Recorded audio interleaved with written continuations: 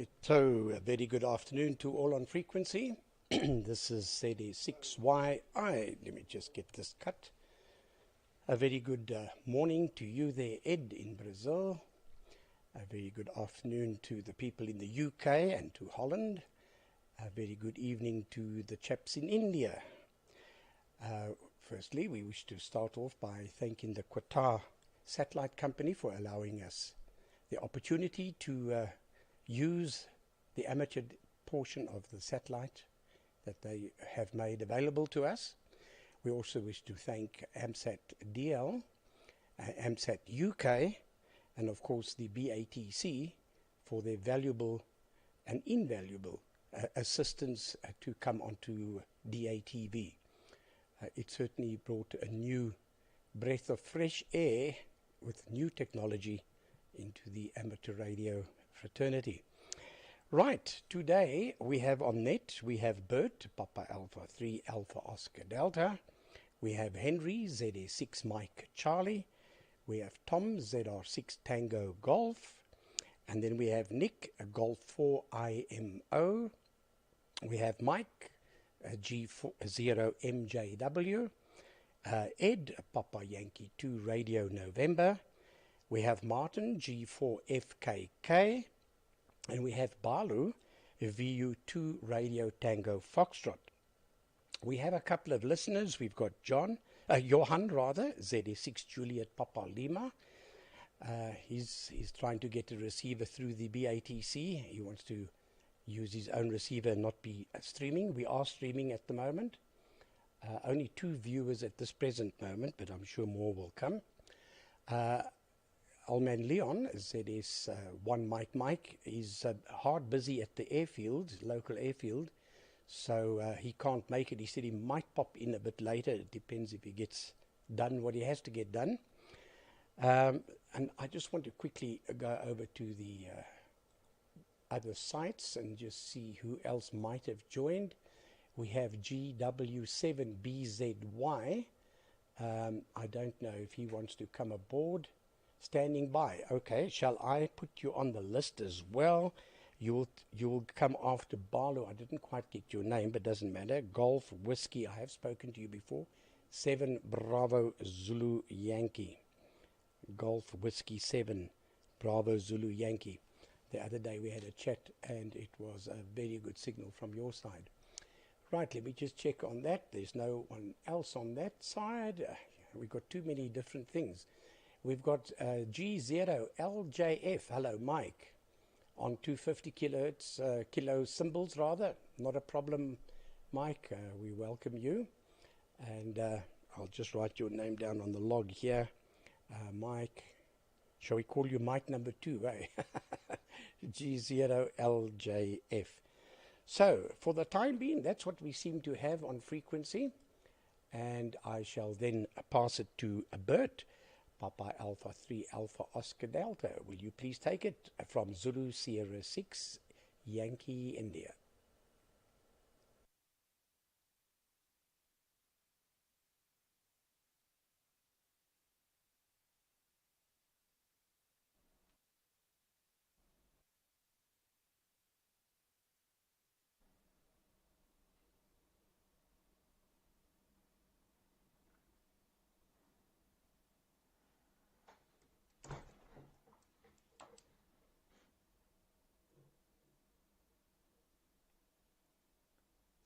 Yeah, that's all working.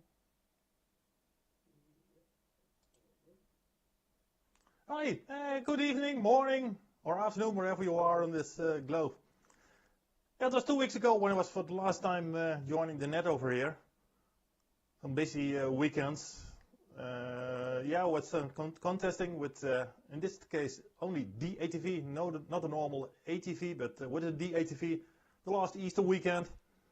There was some 270 and 6 meter contest, and yeah, I don't know the results on the moment, but it was not bad for me anyway. Not for 2 meters and 70 centimeters anyway. Yeah? 6 meter was not so successfully as hoped, but now what can we do about it?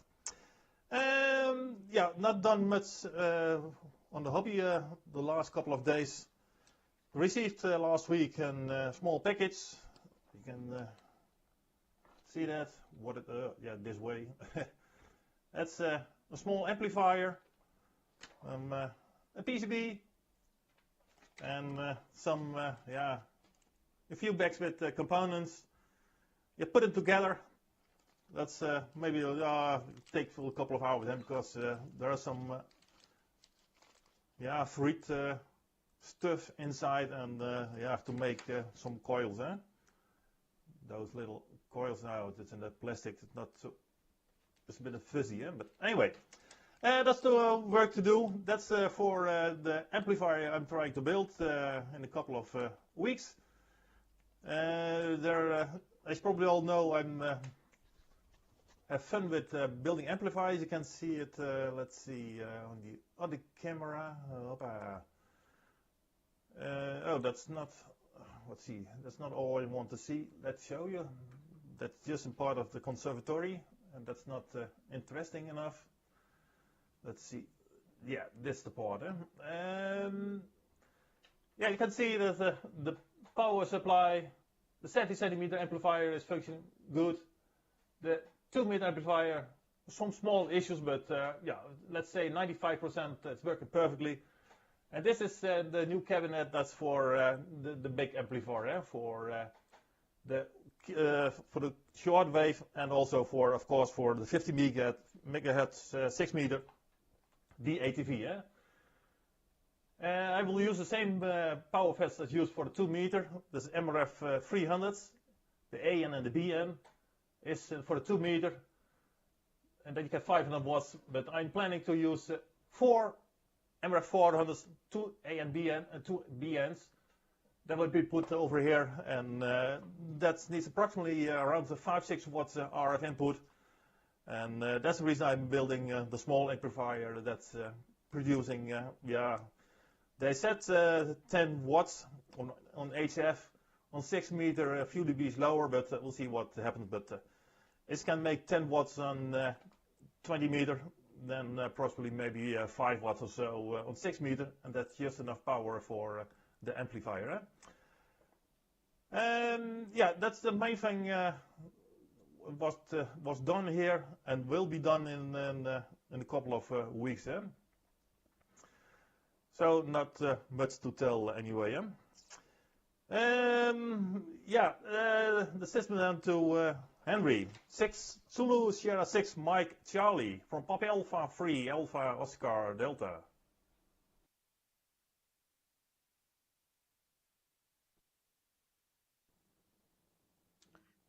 Yeah, thank you, Bert. Yeah, just make sure that I get to a point where I can switch off my mute my audio. There we go.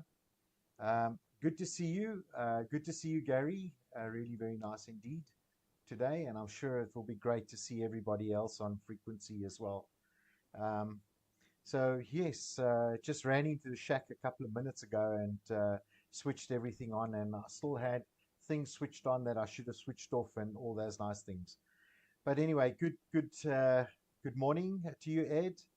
Good evening to you, Balu. And good afternoon to everybody else on the net. Really very nice to chat, to be able to chat to everyone today.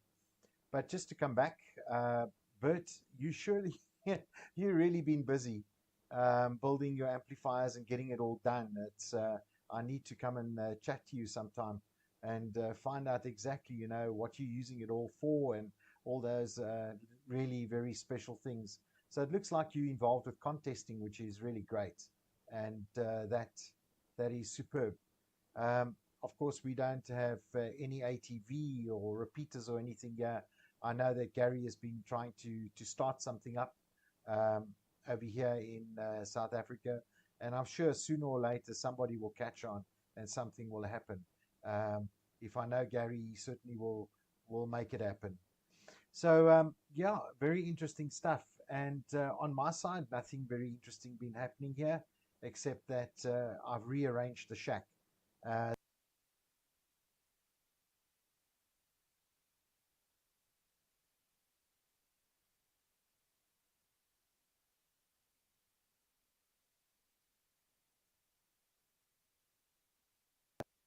been trying to make things a little bit neater, a little bit easier for me. There goes my OBS.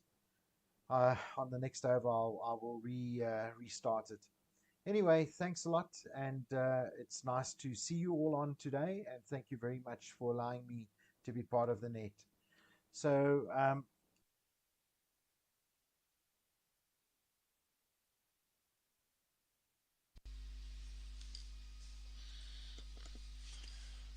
Okay, great stuff. Thanks, Henry. ZS1MC here from Zulu Romeo 6 Tango Golf. And hi, everybody on the frequency today. See a lot of usual faces and a lot of call signs and a lot of new ones. So, welcome, everybody. From my side, been busy with a couple of things on with the hobby. I've been upgrading the system a bit, the satellite system, adding Leo partners, just trying to get everything more stabilized. The reason being is I want to start playing a bit more with the digital mode on the Oscar 100 narrowband, with a special interest in the high-speed modem, the Oscar 100 high-speed modem from AMSAT-DL. I want to do some experiments with it and see if we can develop a few fun apps for it. And that actually started because I've been playing with packet radio this week. I discovered a little Raspberry Pi distribution called DigiPi, and it's essentially contains all kinds of packet radio and digital mode software. And yeah, quick and simple to use, plug in, it's got CAT control, it does all the audio drivers and everything, and you've got out of the box BBS, WinLink, all the usual goodies. So yeah, definitely some more old school technology, like everybody keeps on pointing out to me, but it's something I've been wanting to play. So I've got a little Linux node. I've been running an AX25 node, and still need to fine tune it a bit before I put it on the air so that the guys in the club can play with it a bit. But yeah, it's been a fun project, and it's definitely got me a bit interested in DSP, wanting to learn more about digital signal processing and such. Still very active on the satellites, the Leo satellites especially. Quite a few satellites, telemetry and stuff I've been playing with this week. Nothing crazy pointing out or worth pointing out, but always fun and games, and I've been enjoying it a lot. And yeah, that's doesn't sound like a lot, not much more from my side at this point. Yeah, I think I'll hand it over. Let's see who's next. We've got Nick there, G4IMO. G4IMO, this is Zulu Romeo 6 Tango Golf.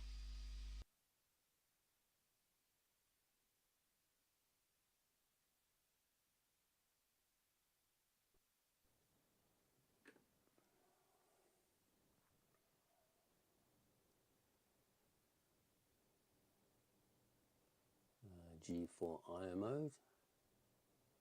Is it working? Yes, yes, good. Yeah, okay, Tom, yeah. Nice to see you again on the satellite. Oh, put my camera on, hang on. I'm having a lot of problems today. My computer has got a mind of its own for some reason. If anybody's looking at the chat window on QO-100, perhaps they can tell me over on the right hand side whether they can see my call sign, because I've logged in and I can see my call sign that tells me that I've logged in, but I can't actually write any messages. As soon as I type away and hit enter, nothing happens. So one of life's mysteries. I don't know why that is, but I can see other people's messages, but I can't see mine. So I'm unable to communicate at the moment. Excuse me. I'm not very well at the moment. You may be able to see the side of my face is swollen up. I've got an appointment tomorrow which hopefully will sort that out. I think there's going to be two tomorrow, which is going to cost me a fortune. In fact, the cost of that is I could have bought 2 Raspberry Pis, which is rather upsetting. So anyway, hopefully they can sort that out tomorrow. But I've had this since Tuesday, so taking lots of painkillers. So I haven't been working on a lot radio-wise, but I have started a new project with with our summer on the horizon. I need to find a way to monitor my PA heatsink temperature, which is outside in the sun. So I had to think of how to work out a circuit. A lot of people use one of these Arduino computer things. As you know, I don't have a lot of joy with computers. So I thought, well, by the time you've spent the money on the Arduino and you've worked out how to load the software into it, and then you've got to get a display, and you've got to put a bit of software on there to drive the display. I thought, well, that's overly complicated. I just want to measure the temperature. So I looked on the internet, and there's a little temperature sensor, which is an LM35, which in fact is the same one that they use on this Arduino. So, but the beauty of that is it's already calibrated, and it has a linear output.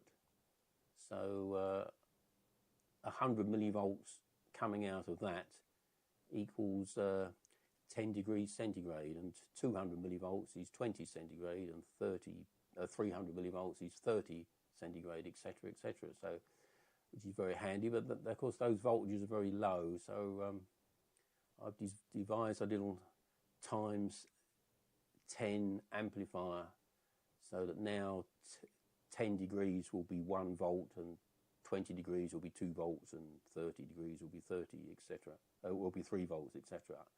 I don't know how hot the heatsink will rise, but I think this sensor goes up to about 150, so that should be adequate.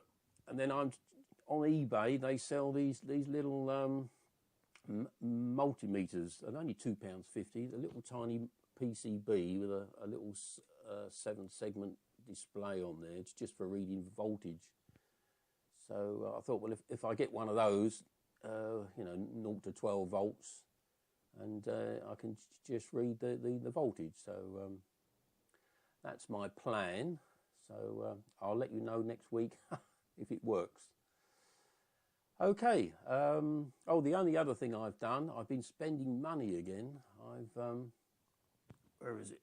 I've bought one of these. Can you see that? Is it going to focus? I bought one of those. Doesn't want to focus, does it? Oh, it's probably because I've got my coats in the background. There we go. It's a Polycom Eagle Eye Mini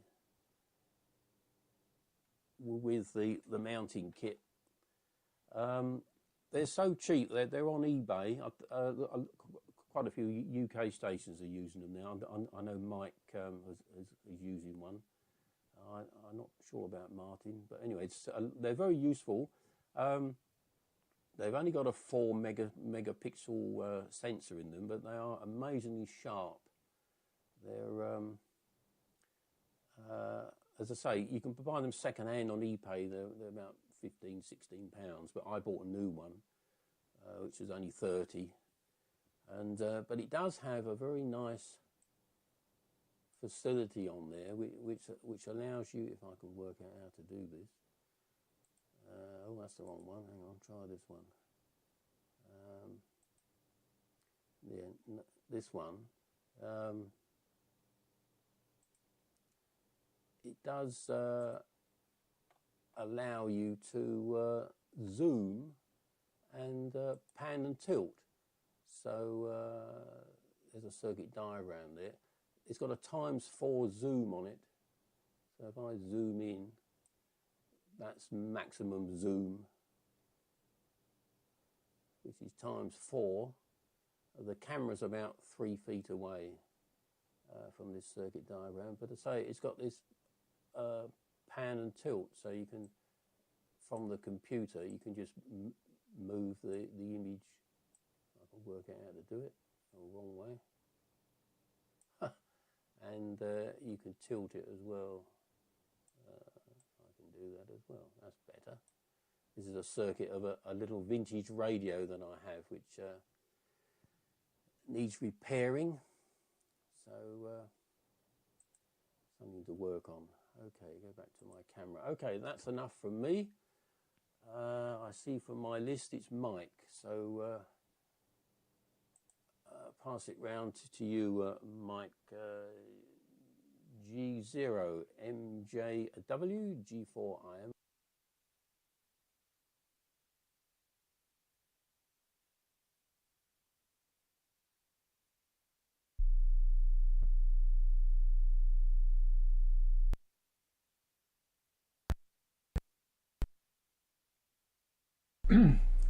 There's a limited chance of the right frequency and an even more limited chance of my audio being okay, but hopefully that's going to work. Yeah, it looks like it's locked up. So hi everybody, sorry I wasn't on last week and I won't be on next week, but it was the drive back down from civilization to Harwell. I was near where the other mic G1LJF is located for his QTH, and I drove back. You might see my face is slightly reddish, so sorry about that, but just come back from the first radio rally in 2 years, the Andover car boot sale. Well, when I say the first one that I've attended, and it was really good to see so many people there who I hadn't seen before, and actually it's a very good little rally, so recommended. I believe today is also Norbeck in Blackpool, so a lot of people will be attending that. So things are getting slightly back to normal, maybe. We'll have to wait and see how it goes. I've got a few things to show, but just to pick up on some of the things, we've got the this camera, which I might show you in a minute, that Nick was just showing you. They've gone up in price. They're now £16. They were 15 when I bought 2 of them. And I discovered they worked, and Dave bought some, and he discovered they worked, and then he wrote something to make them supported by the Portsdown, and suddenly they're going to be very popular. So get yours in now before the price goes up.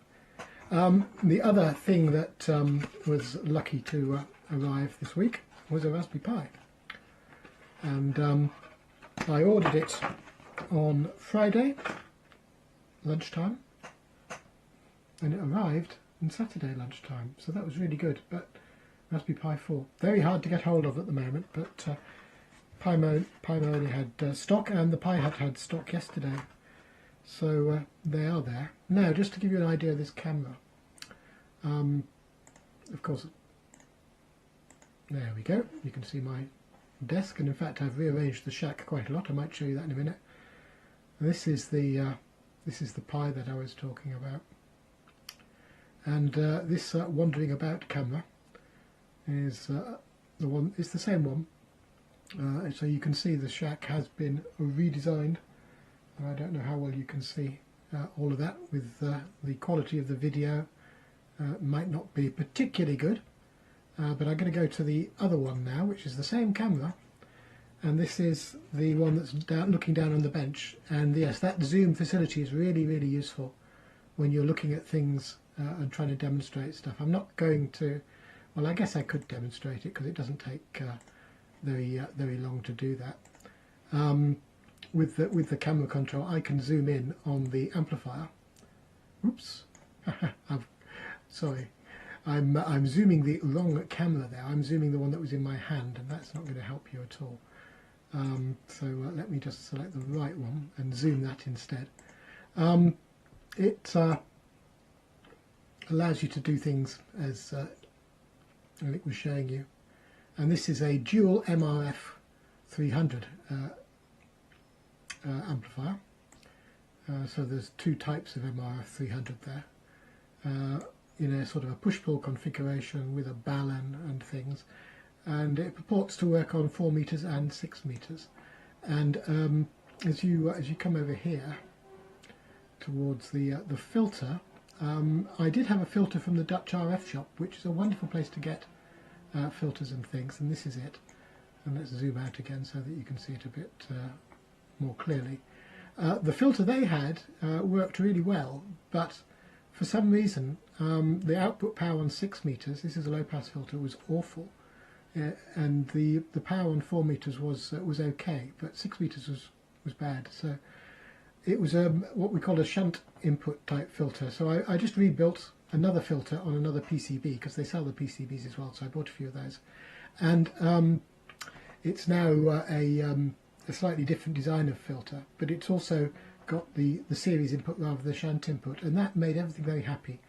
So I can now get over 400 watts out on 6 and on 4, which is fine. That incidentally is not the intention, because the intention of this camera is to do the DATV on 6 meters and 4 meters, so it needs to be very linear, and initial tests seem to indicate we can probably get about 75 watts out of these boards, so that's good. I have made some progress on the amplifier, and that was the progress that I've made.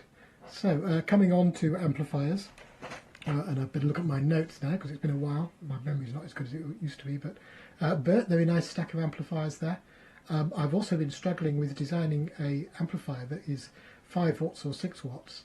Very, very linear, but not capable of producing more power, because the problem with LDMOS amplifiers, as I'm sure you know, is you can blow them up very easily if you exceed the input drive.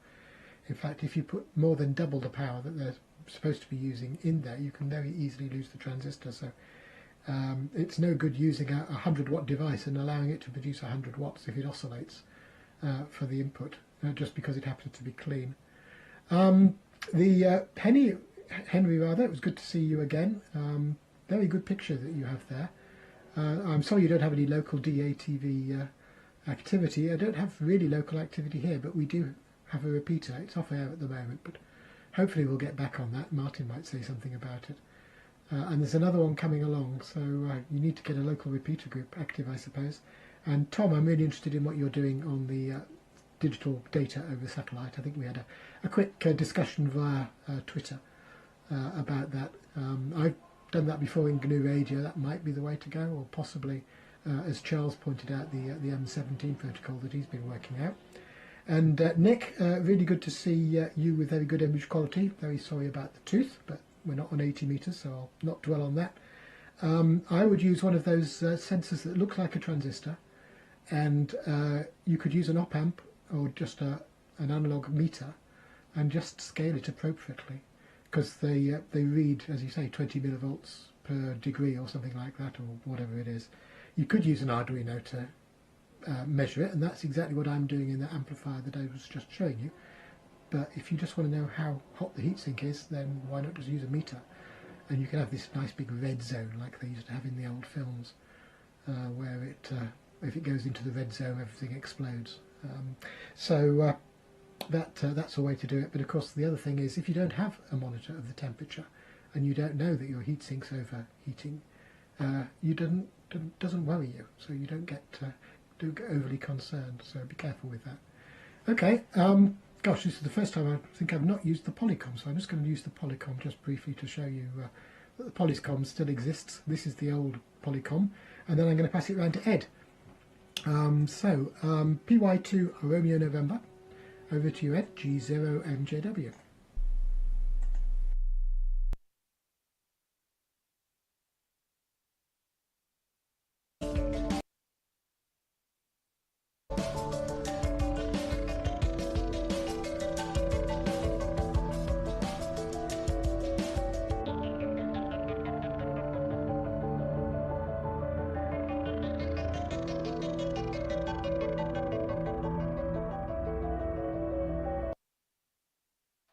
Okay, right. Thank you, Mike. Hello, guys. Greetings from Brazil. very, very nice to see you all. Gary, Bert, Henry, Tom, Nick, and Mike. Excellent transmissions. Very, very nice. Busy net today, so I'm gonna try to be fast here.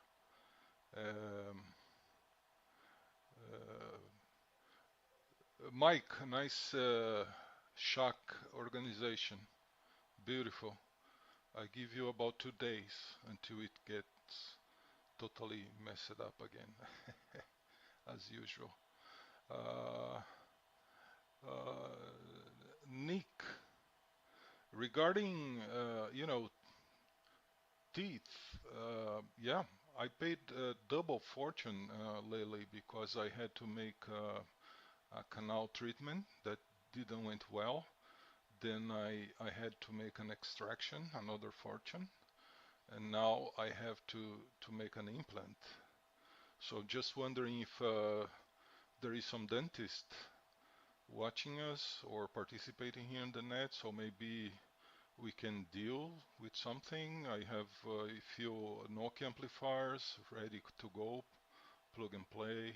I have this Lime RFE stuff here that I didn't like as well, and so maybe we can do, some deal. And Tom, nice experiments there for the Leos. Henry, nice transmission as well. And Bert, I got one of these QRP Labs amplifier as well. I didn't assemble that yet, but I got the kit with all the filters, 160 up to 6 meters. I just heard that the input of this amplifier is not 50 ohms, so I believe we need to be careful. I heard from someone, I asked this person what he put a transformer on this amplifier input. I asked what was the transformation rate, but he didn't answer, so just wondering what kind of impedance transformer he put on the input of this little QRP Lab amplifier. Yeah, I intend to use that as a driver for an LDMOS amplifier.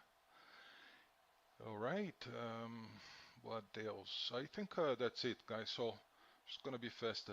Lots of people on the net today, which is very nice. So I'm sending to Martin. Get prepared, Martin. Hey, glad to see you back, Martin. Long time I don't see. And Balo, look who's gonna join the net today, Balo. Very nice, Balo. Gonna be glad to see you after such long time. And Mike, I think is gonna be the first time, so welcome. And Peter, also welcome. Mike, to you. No, Mike already did. So Martin, go for Fox Kilo Kilo. This is Papa Yankee 2 Radio November.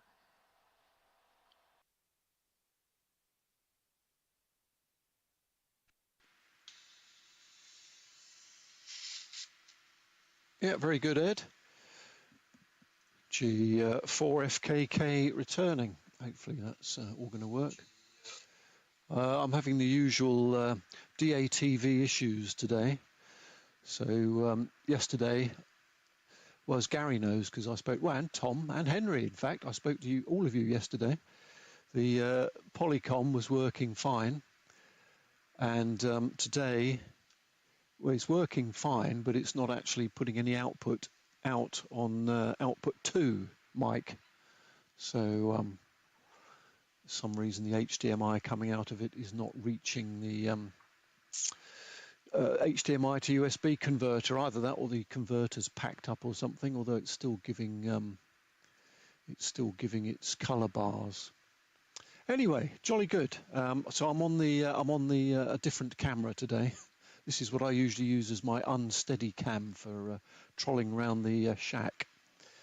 Anyway, good to see everybody this afternoon. Very pleased to see that Barlow's back in town, and we're going to see Mike too as well, and Peter in Wales. So it'd be good to see you guys. Bert, your amplifier stack is looking rather good. So you'll have to do a video of of how they're all built, and we'll have to see it all working one day. In fact, with that HF one, I should be able to hear you on the HF bands quite well. So maybe we can have a chat on HF, Bert. Henry, yeah, I saw the reorganised shack yesterday, and still looking good. As Ed was saying, I wonder how long that'll last with Mike's as well. Tom, good to see you again today, and very interesting on the DigiPi. I love all the old technology, I have to say, and in my head, of course, because I'm so ancient, packet radio is still fairly high tech, modern stuff. But I'd be interested to see how you get on with that. Yeah, at one point I had everything locked here to GPS. When I was on the narrow band, much more. Had a modified octagon LNB, which was locked to. That was locked by a Leo Bodnar, and my Pluto was locked to a homemade GPS locked system, and it all worked very well. But now I've got a Bullseye LNB, which it's pretty much impossible to lock to GPS. You can tweak it around a bit, but it's in quite large steps. And the Pluto I'm using at the moment is not locked to anything other than its internal TCXO. So it makes it quite interesting when I go back on narrowband and have to juggle receivers and transmitters and splits and the rest of it while I drift all over the band. Old school, though, that's the way to go. Sorry about your tooth problem, Nick. I was once having a conversation with my sister-in-law, who reliably, she had a tooth, she had some sort of horrid thing on her tooth. What do you call it? Not an ulcer, the other thing that's very painful. And she told me that that is more painful than childbirth. So, you know what it's like now, Nick. And your pictures are fantastic, by the way. I must work out how you do that. And your mini Polycom looks very good. I've got one of those somewhere, but I've put it somewhere I can't find it. Mike, well done on getting to the your first rally for 2 years. I wonder what did you buy anything there? And I had an interesting conversation about Raspberry Pis with a friend of mine who is in the broadcast industry. He makes stuff for broadcasters. And I was bemoaning one of the things they make is a DAB receiver for quality monitoring if you can get quality out of DAB, and that is driven by a Raspberry Pi 4. And I was bemoaning the fact they're quite hard to get hold of. Well, they're not really. If you're in industry, he'd just bought 80 Pi 4s, so he didn't think there was an issue at all. But that's where they're all going, is obviously to technology companies. Didn't intend to buy anything. Microphone, sound card. Oh, very good. Excellent. Was it a Shure 444 microphone? My Shure 444, which I still use, was 50p at a rally. Oh, Rode, very nice. Yeah, the shack's looking great, Mike. Apologies about the occasional flickering, by the way, because that's another one of my HDMI to USB converters. Ed, I'm always intrigued of what relevant cartoon is Ed going to find today? So that was a good one. And they'd have a job lifting my tower off. It's on a huge block of concrete, but you never know. I want a Behringer USB sound card. Can't beat Behringer for price. and quality. Actually, I think I've told you before, Mike. We bought a very cheap Behringer mixer once and tested it, particularly its microphone amplifiers, on the BBC's test equipment, and it was as good as anything. They're marvellous. A bit cheap in their construction, but if you don't bang them about, they're very good. Right, that's enough old drivel from me. So let's put it round to Balu. Trust you're keeping well, Balu. Very long time since I've seen you, and looking forward to seeing what you've been up to. So Victor Uniform 2 Radio Tango Foxtrot to take it with the group. G4FKK standing by.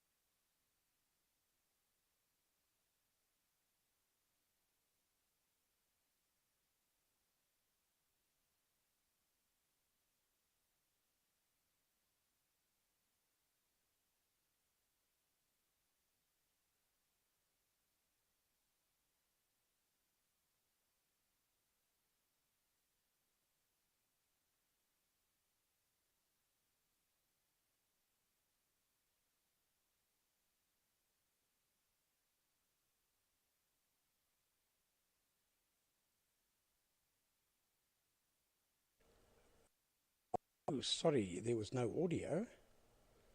I did send you a couple of messages. Anyway, I'm sure you'll get it right for the next over. The next one on the list will be Peter, Golf Whiskey 7 Bravo Zulu Yankee. And Peter, would you mind passing it to Mike, G0LJF? Now, I don't know if it's the proper mic or the improper mic, who knows, but there was a bit of a debate on the chat channel. So, Peter, if you pass it to Mike, and then Mike, you can pass it back to me, actually. And I just want to say, Czech ZS1L is also listening. So, back to you, Peter, Golf Whiskey 7 Bravo Zulu Yankee from Zulu Sierra 6 Yankee India.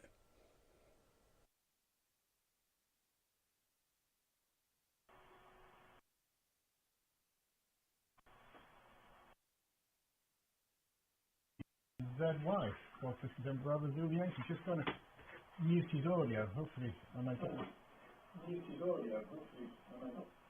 There we are. Sounds horrible, even though it's 32. AC 32, but there we are. AAC.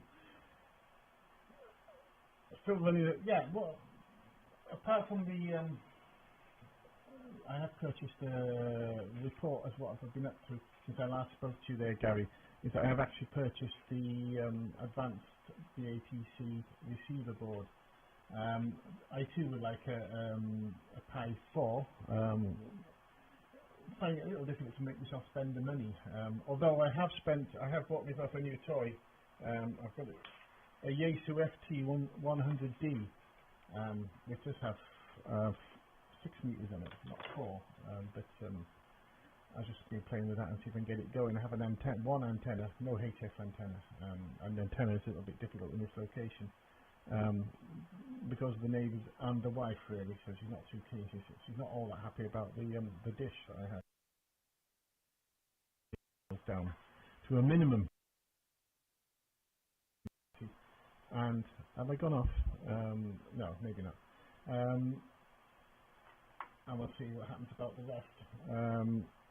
I've engaged my ND filters on this because some say that you can't get a blurry background with a small sensor, 2/3, but the background looks pretty blurry there to me, so not that anybody cares. But yeah, since we were mentioning cameras, I like your camera there. I've got glasses here, so I can read some notes. I don't know what the sound's like, by the way, because I have engaged another couple of microphones on the camera and not really checked the levels.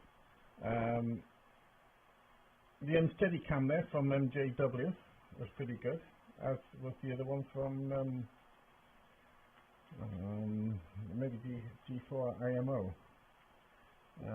I'm running a Magewell XI100D capture USB HDMI dongle here, and it seems pretty good. It's never let me down, and it doesn't have any issues that I know of. Although it gets quite warm, I think the newer version of it, Mark II version, has a fan. It's not particularly cheap, but it has a standards converter. You can put 60 hertz in and get whatever out on HD, etc., etc. And probably the new one can do 4K, should you want it. Which is quite, in some ways, you say, why would I want it? But if you were using a digital camera, DSLR, you might only have one standard output and wish for another. Not that really matters whether we run 60 hertz here, but my lights are obviously running at 50 hertz. It might struggle a little bit if I was to run the camera at 60. So that's about it, really. Very interesting, everybody. Good to see you, Gary, there. And sorry, the other guy that was just on now that he didn't have any audio. It looked very interesting. So there we are. From GW7BZY. I think that'll make it my only appearance. I'm going to go. Well, I'll still be here watching. I'm going to have a play with my HF rig, and the wife wants to go out in the garden and put some washing up, and she doesn't want to be fried strangely by the dish. So, oh, I can hear the repeater. I don't know if you can hear that. My rig's not. Whoa. I can actually hear a repeater. There we are. So I've received my first signal on my FT100D, which is HF, VHF and UHF. I will be, somebody was saying about the old style, I think I will be getting a converter, up-down converter for QO-100 to make it a little bit easier for me. I have a Bullseye 2, which seems to work perfectly well, and the Pluto, with none of which with any extra. I did some of the modifications on the Pluto to make it more stable, and I find if I run it on a separate power supply, it seems to not crash when I turn amplifiers on and off, or blow the computer up, which it did on one occasion when I turned an amplifier off. So all good things. So I think maybe better, and I think you get more. I think it's more easier on narrowband to use a HF rig or VHF multimode. At least that's what I'm thinking. Whether it's in reality any good, I don't know. But having to sweep across might be a bind, I don't know. Anyway, there we go. That's from me, from GW Sandbridge Y. Having it over to Mike G0LJF, I think, from sunny Wales, which it is today.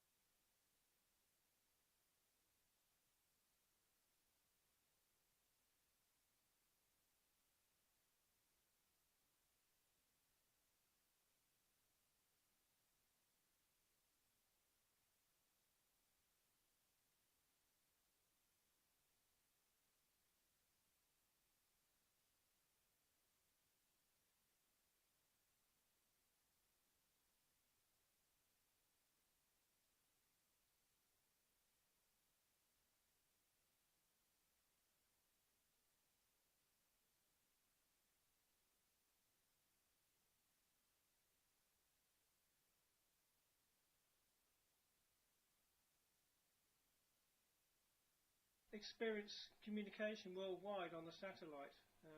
It's what I said last time, it's what I say every time. When I was first licensed back in the 80s, that's the greatest pleasure was talking to people over magnificent distances. So it is a pleasure now as it was then. So as I said, good afternoon, evening or morning to you all. Got a couple of notes.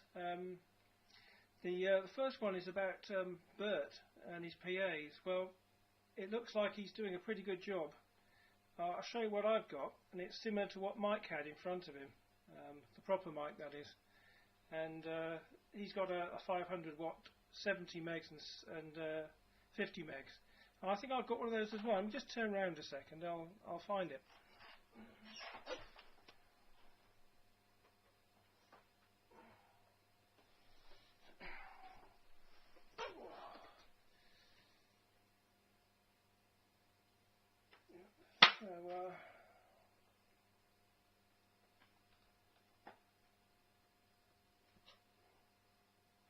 This I think is very similar to what Mike's got.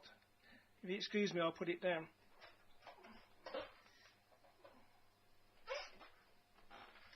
And what it is, it's a DX World E-kit, and I want to do what Mike has done, and to actually transmit on 4 meters and 6 meters on DVB-T. So that's my project I'm working on. By the way, that amplifier does work. It might look a bit rubbish, but a bit like me, I suppose. I put this shirt on because I found there was an egg stain down my t-shirt, so that would have made you all laugh. So anyway, so things get a bit rough at this end, and then obviously I'll tidy it up when I know it's working. But I'm getting about 400 watts out of that amplifier on 70 megahertz, similar to Mike. I haven't tried 50 megahertz yet, so that's a good tip, Mike. That would be worthwhile investigating. And yes, I have put a filter on it, and yes, I've done the same as you initially. So thanks for the tip. A couple of other tips I've got is that Nick was wanting a heat monitor, simple. Well, what about one of these cheap outdoor monitors where you get an LCD and a remote sensor on a wire? What about something like that? I think Oregon make one. They're about £20. Would that do the job? That's my best suggestion. I've built myself an electronic one based on an Arduino, and what I did there is I put an automatic shutdown over temperature, which is about 50 C for my PA, because I don't want to blow the LDM off, and I've already blown one. But that's a bit more advanced, and that does require an Arduino. But it's similar to the G4WIM type of controller, if you want to go that far, but it is a bit advanced and takes a lot of software to get going. But I say better safe than sorry with these things, especially after, even with that, I've blown up one LDMOS transistor. But like I said, that's life. So next project is a driver for that amplifier, because I need to drive from the ports down up to about 5 watts. So I've got a Mitsubishi module on order. Anyway, I think that's enough waffle from me. As I said, I've managed to conceal my egg stains and my poor workmanship, which does in fact work. I will tidy it up, as I said. Next time you see it, it'll be nice and neat. And I'll put it back to Gary, I think. So very pleasant to speak to you all. I don't think I'll be coming back again because I've got not too much to add. So over to you then, Gary. ZS6YI, this is G0LJF.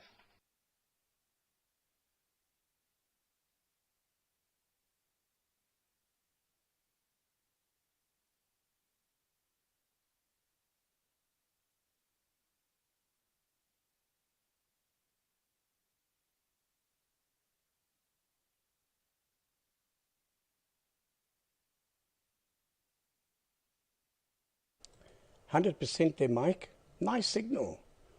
Very nice signal on 250 there. Very nice signal. And copied you fine. Right. Bert, as per usual, interested on the amps. And as I said, yeah, with the valves, things could get hairy, especially if you don't look what you're doing. Yeah, we've had in all the years many electrical shocks. The one for me was the worst one. I was about 13 and I'd already built a nice AM using two 6146s in the final, AM transmitter with a big Woden transformer. And there was something wrong with it, and I was busy checking the HT, but I was sitting on actually a little table, but the table top was loose. And there used to be doors on this thing where you could pack books or something, but the doors were gone. And I was busy measuring, and the maid switched on the vacuum cleaner behind me. And so I turned around, so I got a bit of a fright. And with that, my hand went into this. And it threw me across the room, and I actually landed with this. I landed where the book should be, so I was bent like a safety pin. It was quite sore. I never forgot that shock. That certainly was a shocking experience, but anyway. That's what happens when you deal with valves. Yeah, we had lots of fun with valves in the day. Henry, yeah, good to see you. Nice signal as usual these days. No problem, nice to have you back on. And yeah, we've had quite a nice chat. In fact, on Friday, a couple of ZS hams happened to come on the air, more or less at the same time. So it was, we needed one more guy, and I think we would have had a full house of ZS's on the air. So that was quite pleasant. But anyway, yeah, Tom's doing a lot of good work on the digital side. He's very enthusiastic, so we must keep that going at all costs. It's lovely to see a relatively new radio ham progressing so quickly and advancing so quickly. That's fantastic. And Tom's busy with an interesting project for remote measuring of temperature, power, voltage, amperage, etc. So he could perhaps share that with you there, Nick. I'm sorry to hear about your tooth. That ain't fun, that's for sure. Anything with an ache is terrible. Headache, toothache, stomach ache. It's the worst thing you can have. So I hope that gets sorted soon. And you were thinking of an abscess, no doubt, Martin. So that's probably what Mike has there, and Nick rather. But so has Krish. Krish came up on the little WhatsApp net, and he said he's got suffering from toothache. He's got to go in, I think, tomorrow to get this sorted. So he doesn't want to come on the air. So I think Nick and Chris should have a QSO after all this is settled. They can compare notes. But not fun, that's for sure. And then Mike, yeah, no, we got confused between all the mics, the proper, the improper, the indifferent. So MJW, we'll call you Mike number 1. How's that? Seeing that you were on first. And not on today, but on DATV. Mike, I've got to compliment you. Those images are absolutely stunning. Those cameras work beautifully, really, really do, I must say. Color's right, the color temperature's right, the focusing is crystal clear. I tell you what, you won't be able to improve on that, not so easily. So hats off to that. I wouldn't mind getting 1 or 2 of those for sure. But I suppose they'll be sold out pretty quickly. But perhaps Martin might give me the address or the web page on WhatsApp, and I can go and have a look if we can't get a few. I'm sure ZS1 Mike would also want 1 or 2 of those for sure. Yeah, Ed. Yeah, your dues are past due, eh? For towers. Yeah, luckily we don't have tower tax this side. I wonder if anyone does actually. But again, a good clip there. And a nice video from you today as well. And then Martin, as per usual, good quality. Sorry to hear your polycam's giving you a bit of issues, but I'm sure Mike's idea of switching everything off, starting again, normally sorts things out. So hopefully it's a quick fix for you too. Balu, yeah, very nice image, but unfortunately we didn't hear any audio from you, but hopefully on the next over. Peter, yes, your audio was a little bit rough. I think your levels were wrong. It depends how you move your head. If you're speaking into the mic, it was a little bit overdone. Not as good as the audio that you had the other evening. That was superb. So you might just tone that audio down a drop. And Mike, yeah, as I said, nice signal, even though it's narrow, excellent audio. Your amp looks like a real radio ham's done it, and as long as it works, who cares what it looks like, really, I suppose. It's only when you want to show it on DATV that the guys like to jazz it up a bit, I suppose. And then I think Jack's still listening, and of course Johan, JPL, so Z6 JPL, he'll be on DATV in due course, I've got no doubt. He's very clued up when it comes to the latest, what do you call this stuff, digital modulations like DMR and Motorola, digital Motorola group and so forth. He builds these little units that you can put in your house as hotspots and so forth. And yeah, Johan's done a lot of good work over the past 6-7 years on DMR and also D-Star. Right, with that, let me pass it all the way back to Bert. We'll have another over, I think, each. Yeah, it's just about time. And then we'll call it a day. So the sequence remains more or less the same. Papa Alpha 3, Alpha Oscar Delta to take it from Zulu Sierra 6, Yankee India.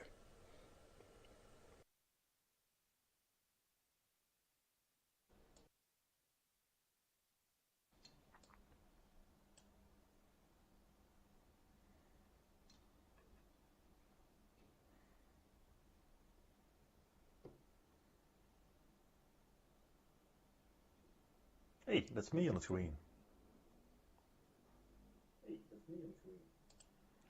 Yeah, okay. All fine, copied. Only no audio from Balu, but he discovered it already itself. Yeah, what I saw on the background, if I was correctly, Tom was just sitting in front of it. But if I saw it correctly, it was a 3D printer was doing a kind of job. Maybe you can go a little bit on the side, Tom, to see what was happening over there. But when I was correctly, I saw there a 3D printer, busy. You're correct about the 50 ohms. That's certainly not 50 ohms. And yeah, what most people do in this case is they just put in a small attenuator, 3 dB or something like that, just in front of the amplifier to get a better connection with the 50 ohms. Yeah, what going the Polycom Eagle Eye camera? Yeah, maybe they are cheap in the UK, but over here in the Netherlands they're expensive. They're all over 100 euro, and the price goes up to nearly 200 euros for one simple camera. Or there must be a special one that only is for the UK, that it may be cheap, but when I was searching for that kind of camera, they are all euro, so that's rather expensive in my eyes anyway. Yeah, and I want to get rid of all the tubes, the tube amplifiers. That's yeah, the high voltage. I did the same kind of thing, Gary. It was also somewhat called me, and I turned also around and not watching good, and yeah, then the 2 kV is yeah, it's not fine to feel it. You get nice burning points on your hands. Yeah, 70 megahertz would be fine if it was allowed in the Netherlands. We got only 100 kilowatts available just for SSB or CW, but certainly not for DATV. So yeah, that's a pity, but 70 megahertz 4 meter is out of the question over here in the Netherlands at the moment. Maybe in the future, who knows. Okay, that's it from here. That's from this side, I believe, on the moment. I will say, everybody have a nice week. Probably see you next week, and hopefully the weather will be the same as now, because the temperature is rising and rising. The sun is shining, so it's not spring. It's more summer on the moment over here. If you see the temperature. Okay, have a nice day, and see you next time. From Papa Alpha 3 Alpha Oscar Delta.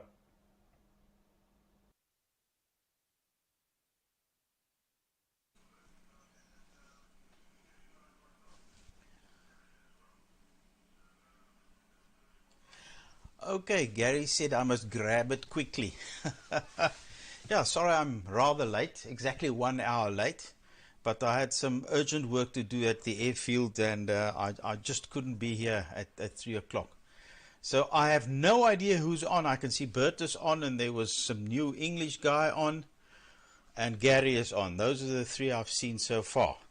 So I'm not going to hold it now. I'll give it to the next man, but thanks for letting me in, Gary. And I am here now. So the next man in line, take it from ZS1 Mike.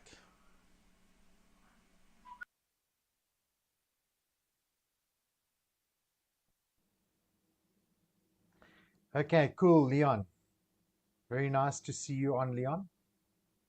Very nice to see you. And yes, superb. Thank you. I think sooner or later you'll have you over. I think Gary as Netmaster will inform you, but no problem. Nice to see you, and I hope you got everything sorted out at the airfield today. I won't keep it long. Just to the 2 people who will be having visits from the Tooth Fairy, Nick and Krish. I hope it goes extremely well. Just tell them lots of Novocaine, lots of whatever they use, just to make things go away, and then it's all done and dusted. If the guy is good, you should remove your tooth within 5 minutes. Otherwise, you're going to have a root treatment. That's the other thing that the dentists like doing these days, and that is a long time sitting in the chair. Anyway, that's enough of that. Yes, Ed, Martin, really, you guys made me laugh. And Mike as well, G0LJF, also made me laugh with his egg stain on his t-shirt and put a shirt on just for DATV. I thought that is classic. Really very, very good indeed. And nice to meet you, Mike, and nice to meet you, Peter. And Balu, I'm keen to see your next over. Possibly you can give us a repeat of what you said previously. That will help us as well. Thank you very much for that. Martin, from my side, the unsteady cam.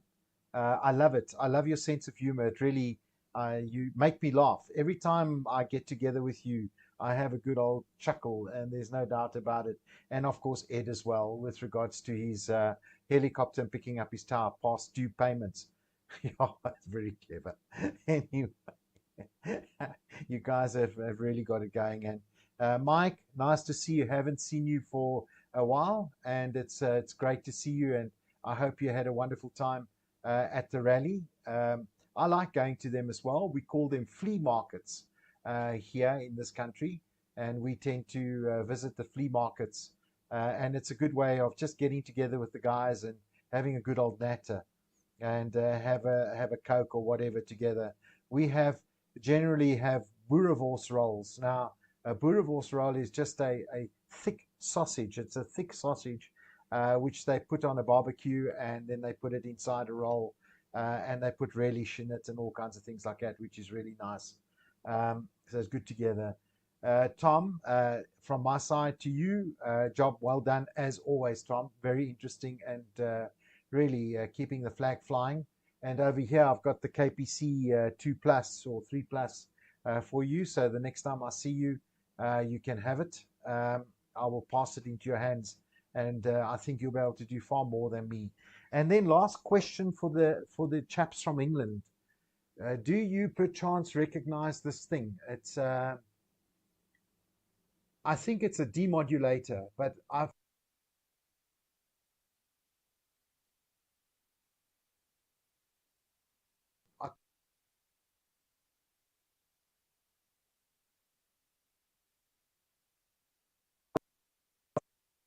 Feltham, Training Estate, Feltham, Middlesex, TW14 ORX, United Kingdom. So I don't know. It's even got an IF output on the back. So I don't know if you can see that.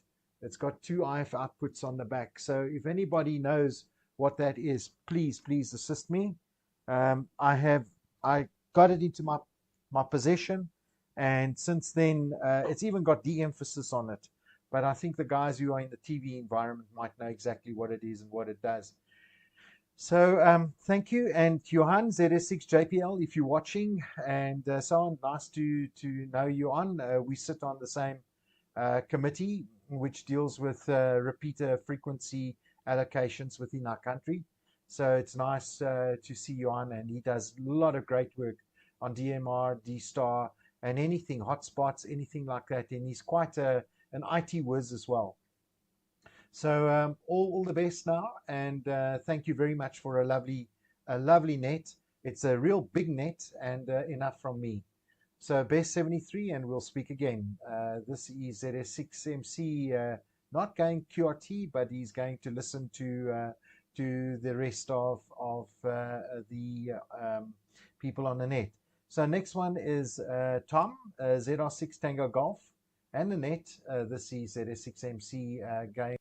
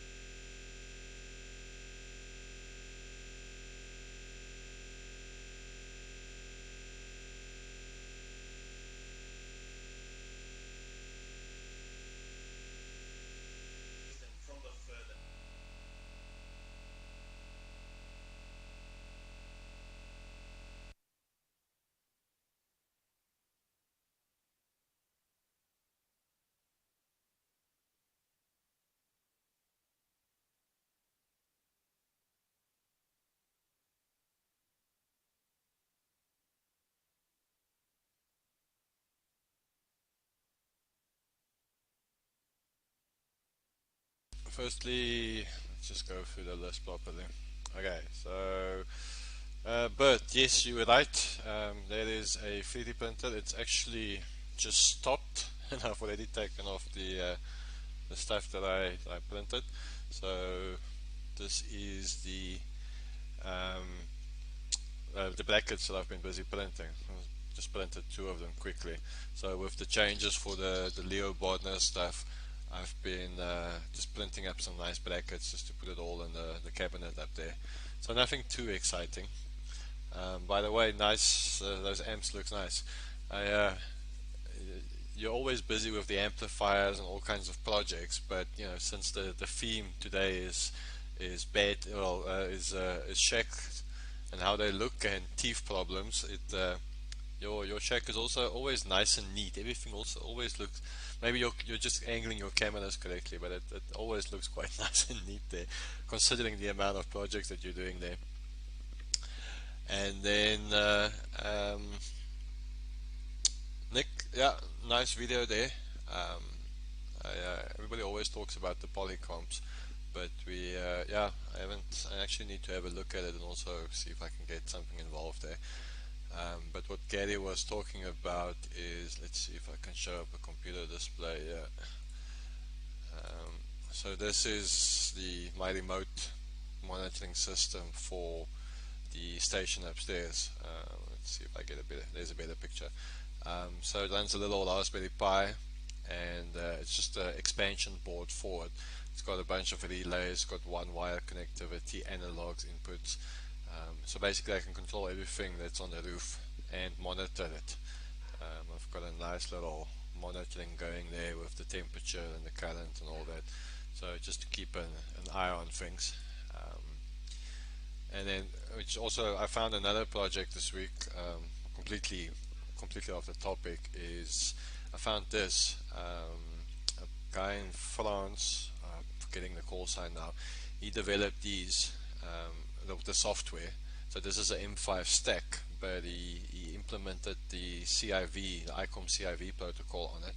So you can now hook it up to ICOM 705 or 7900 or 7300 or whatever, and basically it's an extra display, so you can have the full waterfall on the PC, on the radio itself, and then just have that display for the meters and stuff. So I thought that was quite an interesting little project. But yeah, like I say, off topic. Mike, the first one, I'm glad you got a pie from Pie Maloney. I saw it on Twitter. They actually, when they had the pies available, or they put it on the shop, the whole shop was almost brought down with a bunch of bot scripts from scalpers just buying up all these Raspberry Pis, and they had to basically stop all those orders and investigate them one by one to see who's human and which ones are bots. You know, just people trying to buy a whole bunch to resell at expensive prices. So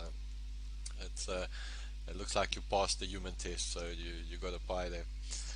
And yeah, the shack looks good, and I'm quite keen to play more with the data modem stuff.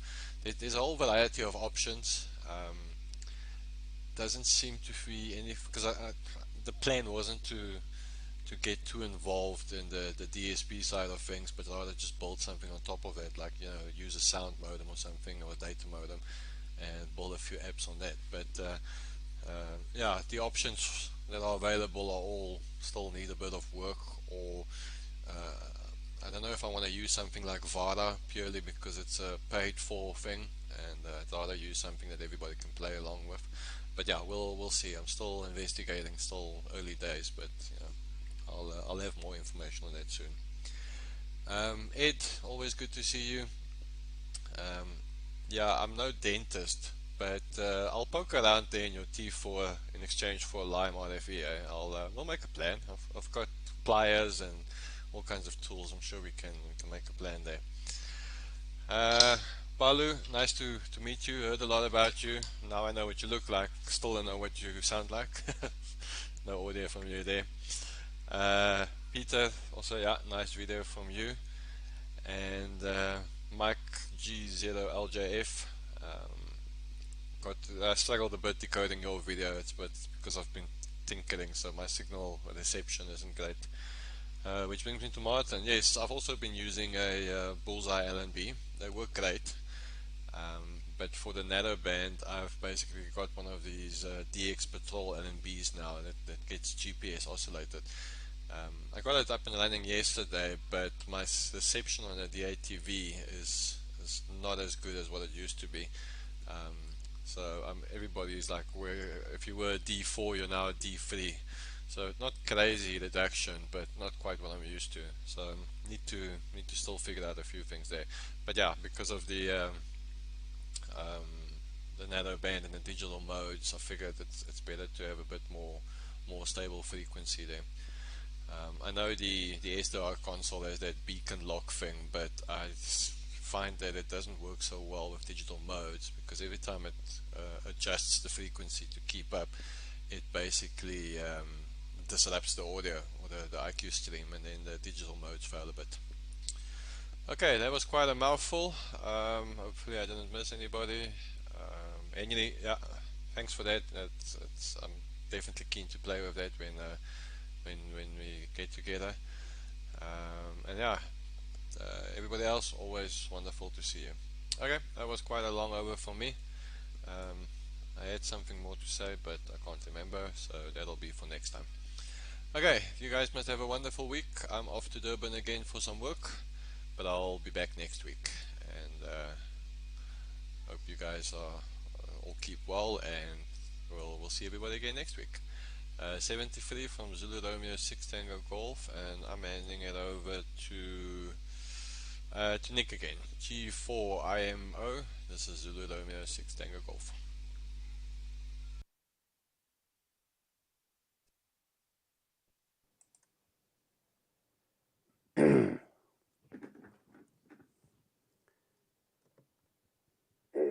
Oh, sorry about that. Just checking my audio. Make sure that's okay. Yeah, okay, Tom. Hang on, put my camera on. Yeah, okay, Tom. That's very interesting. I had a few problems. My ride receiver decided it would crash at the same time that the Minitune software decided to have problems as well, because when Mike, the other mic came on at the end there, I've forgotten, G0LJF, I used the Minitune software because he was on 250, and I could see him, but I couldn't get any audio from him. I did do the auto PID as well, and then later on, yeah, somebody else came on, and I saw them on the ride receiver, but it had frozen. So anyway, I had to restart the ride receiver, and anyway, it's all working again now. Computers, Mr. Murphy seems to have found his way in there.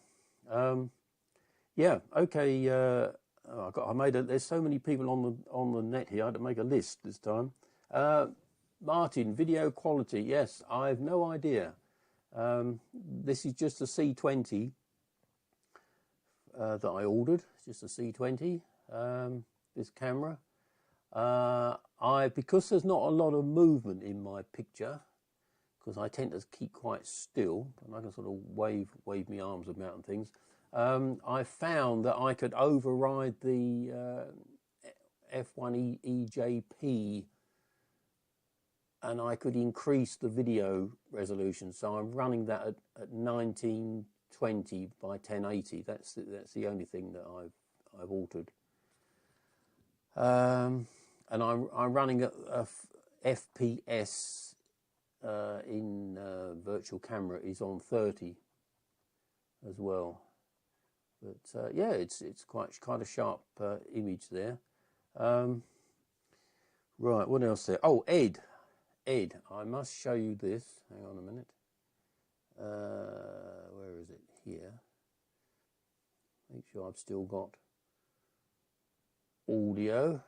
Okay, I will speak while you read that. Yes, way back in the 1970s, I was very naughty. In fact, well, I'm still naughty now because my wife tells me I'm very naughty sometimes. But there was a chap advertising a 60-foot lattice tower up in Scotland. I thought, oh, that'll come in handy. I'll have that. So it was only £100. So anyway, it eventually arrived. And in those days, back in the 1970s, I used to live out in the countryside. So we only had one neighbour. So we were miles from anybody. And this lattice tower was in 10-foot sections, and each side of the the triangle is about 12 inches. And so I used to put, we erected the first section, so it was only 10 foot high, and of course people couldn't see it. And then the following week we put another section on, 20 feet, and so it went on. And after 6 weeks, when we got to 60 feet, it was time to put the final 12 feet on the top, which was the rotator and the scaffold pole with all the aerials on. So the total height of this thing was 72 feet. But unfortunately, there was a man who lived in a house about a mile away, and he was on the local council, and he could see this looking out his window, be happy. And what happened was somebody from the council came round and said, "Oh, I think you need planning permission for that." So I said, "Oh, surely not. You know, we're way out in the countryside. We're not causing any harm." But anyway, so it went to the local council first of all, and they couldn't make up their mind whether I should be allowed to keep it. So it then went to the next council up, which was Rochford Council, and there was an inquiry. Oh my goodness me! But anyway, the end result was that I was allowed to keep it. I had retrospective planning permission for that. And shortly after that, I put up another lattice tower, but I did put in for permission for that. That was a 60-foot wind-up tower. I put in for that. But anyway, all this happening in the council. Of course, the local newspaper got hold of this, and it was published in the Evening Echo, which was the local newspaper. Anyway, that's when I was very naughty, back in about 1978, something like that. So anyway, that's about it. What else have I got? I can't read my writing yet. Oh yes, okay. Yeah, well, welcome to Peter there. I think that's your first time on the satellite. Welcome to you. Mike G0LJF. I didn't get any audio from you, but that's probably me, I think. I was having problems with the Minitune software at the time, so not to worry. And Gary, your electric shocks. I had a very bad electric shock a couple of years ago. I went out and I purchased a telescopic hedge trimmer from Screwfix, which was made in China. It had this magnificent 3-pin mains plug on it with a nice gold earth pin, which wasn't connected to anything because it had 2-core mains cable, and this telescopic hedge trimmer had a nice plastic handle where the trigger is, but of course your other handle is on the metal telescopic tube, and the mains cable, which was curled up, went up inside this tube, and the ends of the tube were like razor sharp, so every time you telescope this thing up and down, it could actually cut its way through the mains cable. And I was up on my ladder cutting my hedge and got an enormous shock off of this thing. And fortunately I had one of these earth leakage trips in there, so it cut out, but it didn't cut out fast enough, but I still felt it, so that was that was quite painful. So yes, so that was made in China, so that probably explains it. Okay, I think that's about it. Oh, good afternoon to Leon there. We had a good chat, but we'll have to have a long chat one day. And Henry and I had a very nice chat last. So that was very good. Okay, I'm going to make this my last transmission. I think it's time to take another painkiller. The appointment is for tomorrow. Last time I had a tooth extraction. It took 45 minutes. So, and even then he couldn't get it out. He left pieces in there, so it was a complete nightmare. So I'm not looking forward to that. Okay, I'll say 73 to everybody. I'm going to go and have something to eat. It's after 3 o'clock here. G4IMO is off and clear, and hopefully I should be on next week.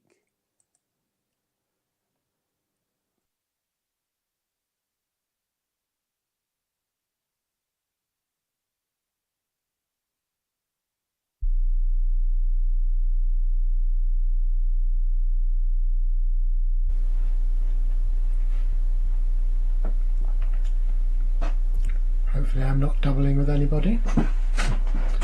Just waiting for my own signal to be received. Right, yes, it's locked up. So hi everyone. Thank you, Nick. Very interesting. There was something you raised there, and I've instantly forgotten it. So I'll maybe remember a bit later on. But I posted in the chat a link to the cheap Polycom cameras from the UK. They're surplus ones. They're much cheaper than they would normally be. I thought I'd take a punt on it. Found it was good, and everyone.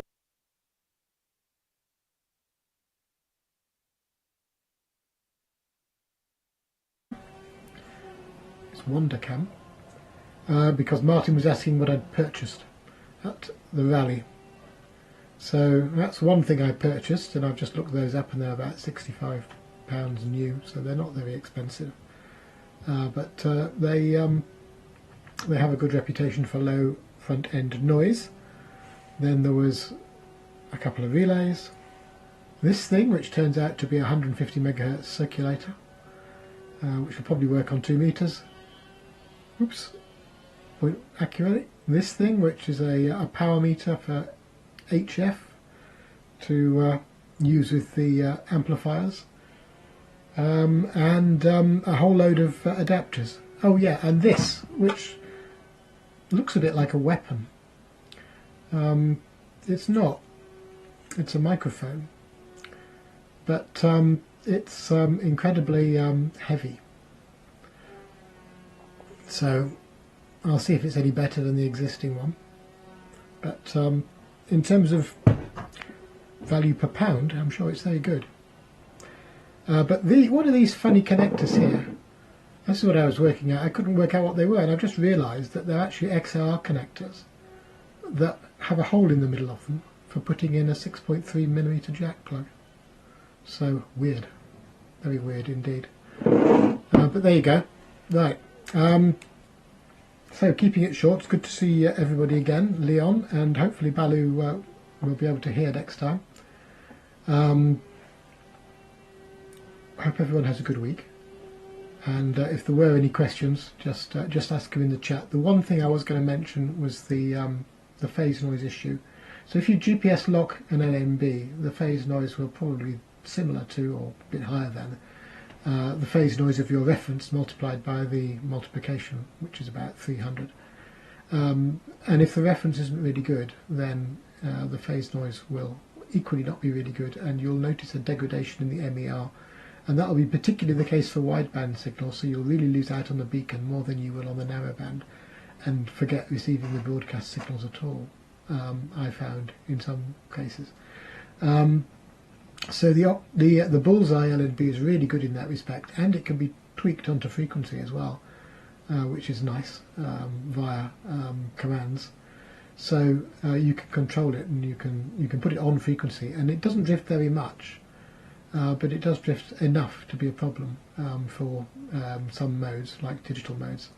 But there's a 25 meg output which you can monitor, and I guess if you detected that, worked out what its offset was in GNU radio or something, then you could perhaps correct further down the line for the frequency offset and normalize it that way.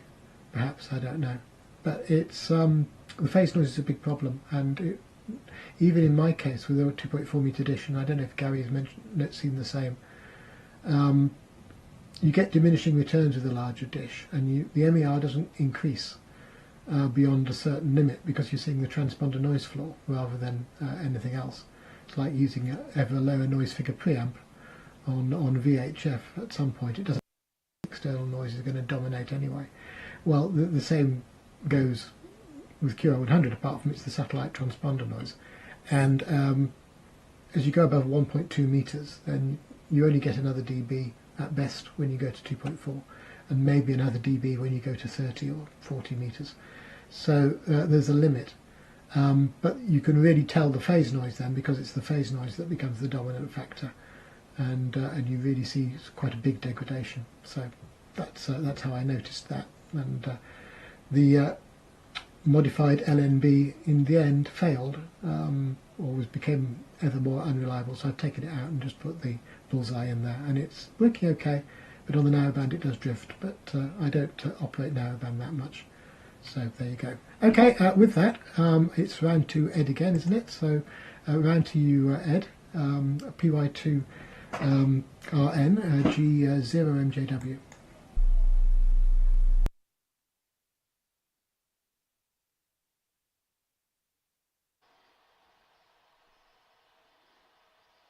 Okay, good.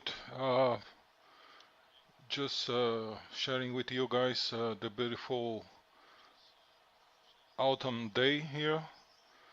Beautiful sky, no clouds, temperature very nice, 25 degrees at the moment.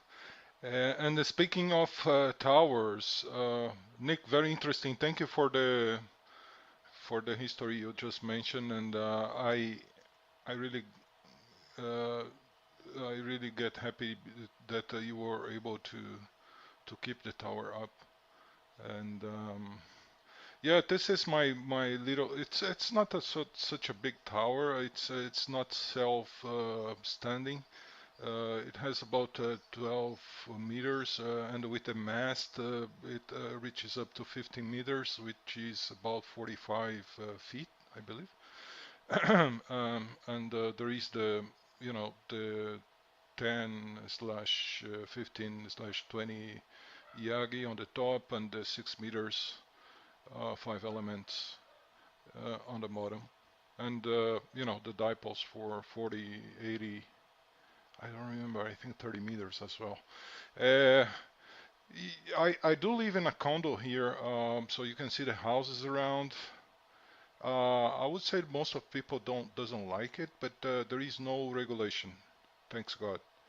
There is no regulation, and I just have to deal with the ugly faces, that's all, which doesn't bother. And that's good. All right. What else? Let me see. Hey Gary, I have a very sad history about my OBS both camera. I didn't get it. I lost it. But in some other opportunity, I tell you the history, the sad history about it. Bert, PA3 AOD. No, I'm talking about the input, the impedance input of this little QRP Labs amplifier. I mean, it's not about a 10-waiter you have to put on the input. You have to put an impedance transformer. I don't know what is the ratio. I don't know, X to 1 transformer, but maybe you're just gonna get a VNA and measure what kind of impedance we have on the input, and try to find out what is the transformer that is gonna be needed to use there.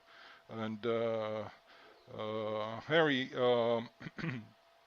I got some freezes on your transmission. I'm not sure if someone just put some signal over yours, or it was generated from yours, but actually your signal here is very good, very nice. After I improved my reception, my DATV reception here, I don't have any issues.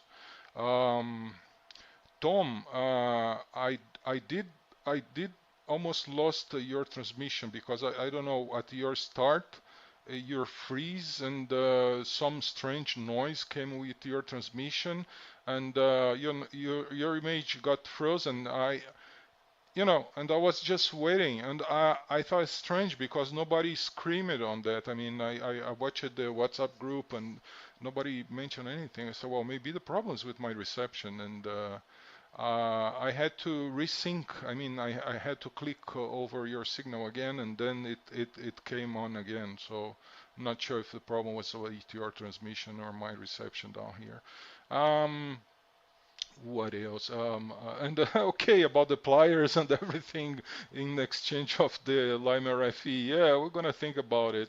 Yeah, interesting proposal, but certainly, well, that's that's fine.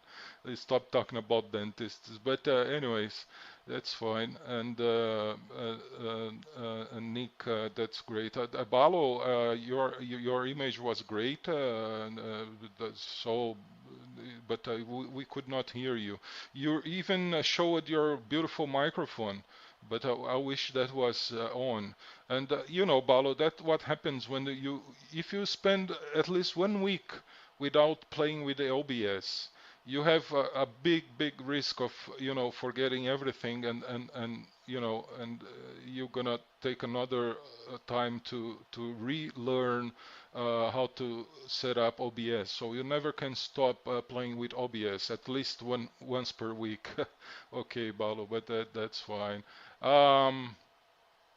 And Mike, I'm sorry to tell you, my friend, but that doesn't seem a microphone.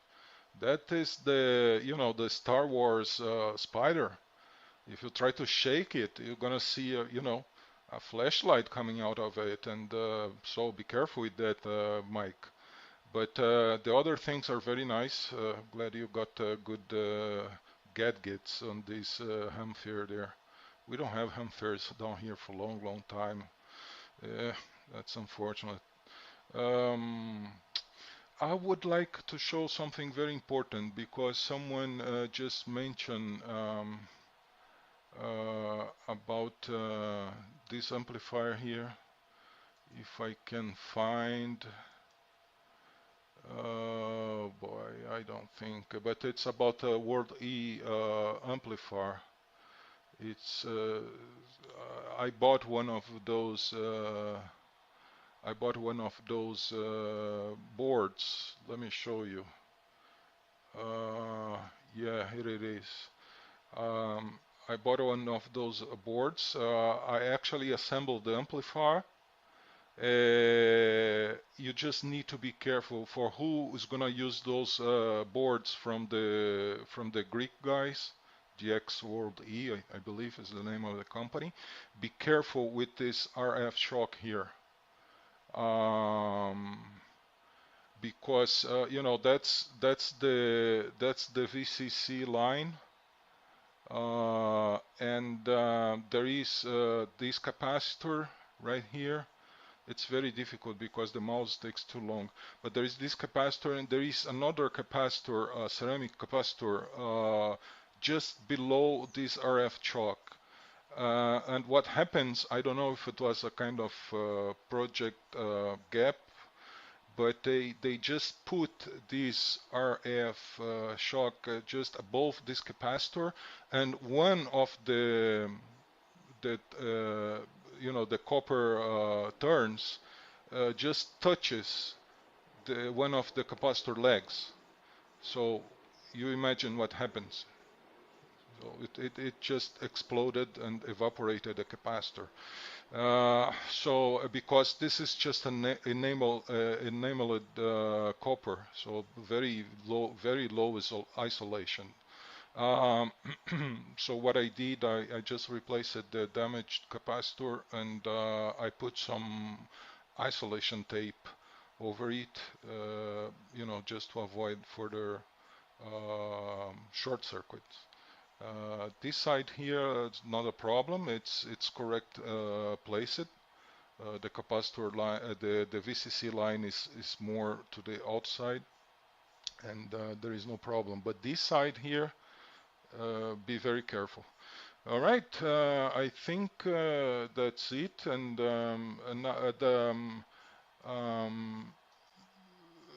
the guy from England that transmitted on 250. Your signal was great here in Brazil. Got you D5 here, so congratulations on your transmission. Yeah, I think that was Mike, Golf Zero, Lima, Juliet, Foxtrot, and Peter from Wales. Also nice to see you, Golf Whiskey 7, Bravo Zulu Yankee. So that said, sending back to Martin. Martin, interested, I do have a Leo Bonner. First time I tried to connect my Leo Bonner to my LNB, I got lots of noise. So maybe you did some filtering or something like that I'll be interested to hear about, but in some other opportunity. because the net is almost at the end, and so we may talk about later on. Thank you very much all. Have a nice upcoming week, and I hope to see you all again next week. And 73 from PY2RN. Martin, goes to you, my friend.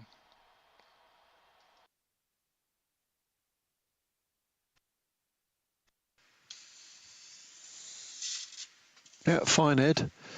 PY2RN, G4FKK returning, and the Polycom's working again, so that's a bonus. What it was, Mike, it was the HDMI connector had sort of come out by about 5mm from the USB connector, so it just wasn't connecting.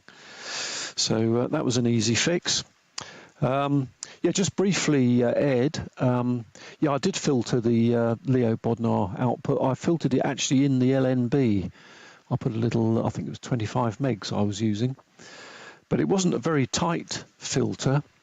Also, I was feeding it with about 30 feet of RG58, and I had a bit of attenuation on the output of the Bodnar as well. So I didn't have any problem with undue noise, but the phase noise was definitely about one. It was just over 1.5 dB better using the Bullseye, with everything else exactly the same. So I put that down to the phase noise, since that was widely regarded as an issue. I'll quickly run through my notes, because as you say, it's getting on. My daughter's just arrived. She's come round to have dinner with us, the olds, this evening. Balu's fixed his audio, so we're looking forward to hearing you on the next over, Balu. And I'm glad Wales is sunny, Peter. We're off to South Wales in a couple of weeks. My son lives down in Barry, so a bit too far to pop up and say hello, really, Peter. Mike, LJF Mike, great pictures, and the sound's good. And the 4-meter, 6-meter amp, well, I thought it looked wonderful, personally. I have actually got my, I've got a 4-meter, 6-meter amp. It's only a 300-watt one, but it's now in an old Mirage B1016, old 2-meter amp case. So quite neat. Sorry to hear Krish has got toothache too, Gary, but thanks for updating us on that. And well, the worst shock I've ever had, and it relates to what Nick was saying, because somewhere I've got a newspaper cutting from about 1973 when I was 14, when I got caught with a homemade transmitter on a frequency somewhat lower than top band. And I got a terrible shock off that radio when I was building it. Luckily, it only had a 5763 in the PA, but it did have 350 volts DC on it. And because I was 14, I thought, I was holding the chassis in one hand. I thought, I wonder if that's live. And of course it was. I went flying across my bedroom, which I shared with my brother at the time. So he was mildly alarmed. But other than that, the other time I had a shock was there was a bolt of lightning very close by. This was again when I was living at my parents' house. And I was poking around with the matching, my top band area matching unit, which was an L match, which had a capacitor right across the area, and I could hear this clicking noise, and it was the static discharging across the variable capacitor. So I put my finger down towards it, and there was a big bolt of lightning a couple of miles away, and I got a 6-inch spark on my elbow, which was very shocking. Yeah, I'm still here to tell the tale, so that's all right. Bert, valve amps, yeah, I like valve amps. Everyone says, oh, you know, they're very hot and the rest of it, but you know, a good LD MOSFET amp needs a lot of fans and heat sinks, so the size-wise, there's not much difference, I don't think. But the voltage is a bit of an issue, I guess. Very good afternoon to you, Leon. Glad you made it, if you're still there. Henry, good to see you on again, and I'm glad you find me mildly amusing. I'll try and keep it up. Tom, your remote monitor looks good. The ICOM interface looks excellent. I was trying to find somewhere. I've got a board I built. It's about that size years ago, which used a 6502 microprocessor to control an ICOM rig using their protocol. Obviously, it didn't have all the displays and things, but I could change the frequency and whatnot. Had a 2-line LCD. But it's an enormous board, you know. The one you showed was nice and small. Good luck with your trip to Durban. I guess that's a flight to Durban, is it, from where you are? So I hope that goes well. All okay, Nick, on your ride crash and the 72-foot mast. Wonderful. They've got no sense of perspective, these planners, have they? If you put it any lower, the aerial would have looked too big. The Behringer, I have a feeling that might be the same one that we tested at the World Service Labs, Mike. And the mic amps are very, very low noise, very, very excellent. They're a direct rip-off of a very expensive mic amplifier, which is what Behringer tend to do. Glad your weather's okay, Ed. And I mentioned the Leo Bodnar, and I can't read the other note I've made. So I'll shut up, put it round to Balu, and we'll look forward to hearing that rather nice-looking microphone, Balu. Oh, by the way, Mike, that one you've got looks like a Chinese copy of an RE20, which is rather a nice broadcasting microphone. So I hope it sounds the same as well. Balu, round to you, and cheerio to everyone else. A VU2RTF G4FKK standing by.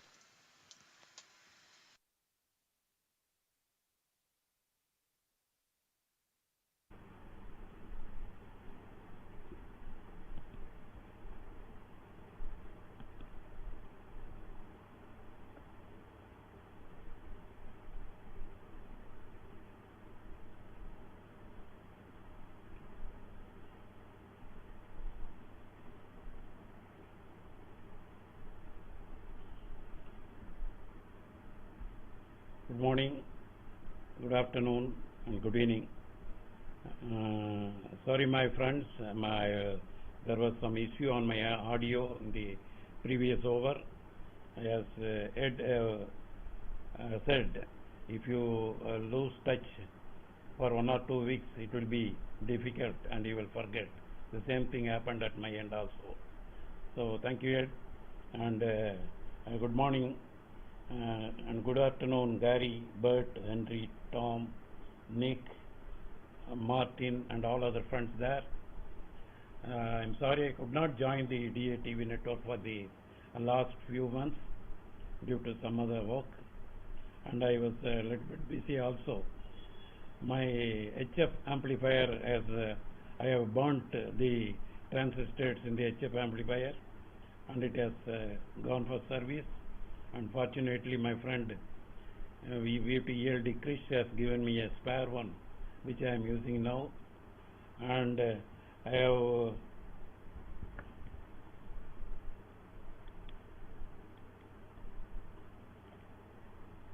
have used an audio setup now,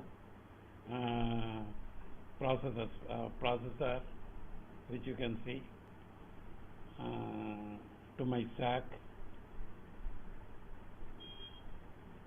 to which this Behringer mic, it is a Behringer mic original, and I was using a foot switch actually,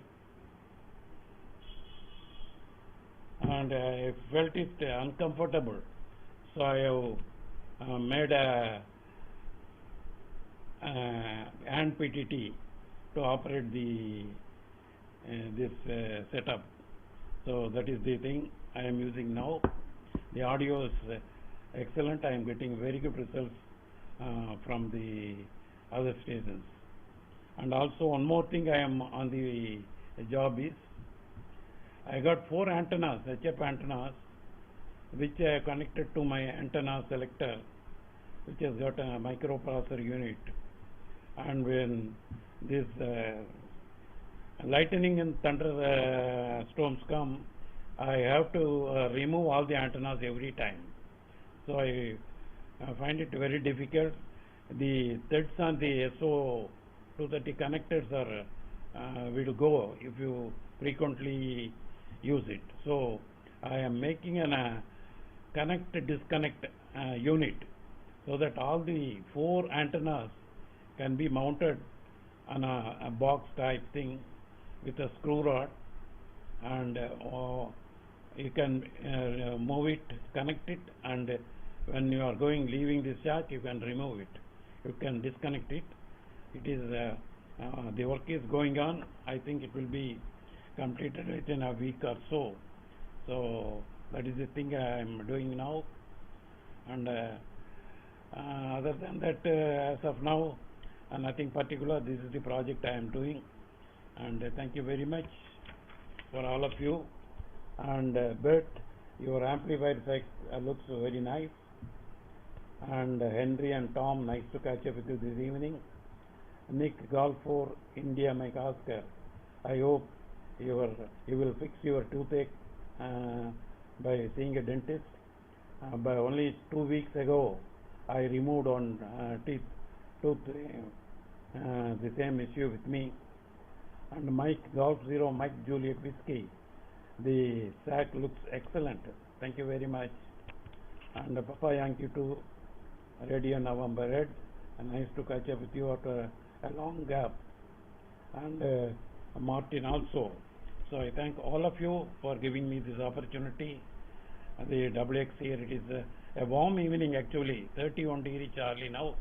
It is 8:25 in the evening. So see you all in the next week. 7-3 all round. And I will pass the mic to Golf Whiskey 7, Bravo.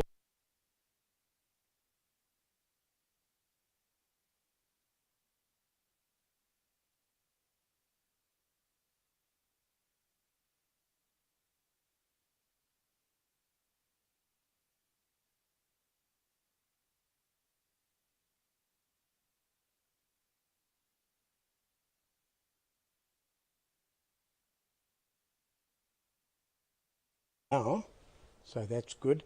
Ryan Peter is gone, a Golf Whiskey 7 Bravo Zulu Yankee. So we'll bring in Mike. Mike did say he was also going to go, but I don't know if you want to have another go there, Mike. A Golf 0 Lima Juliet Foxtrot, hopefully. Zulu.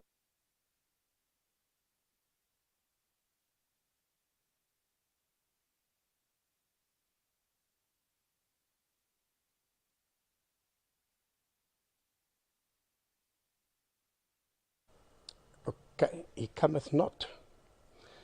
Right, who else is there?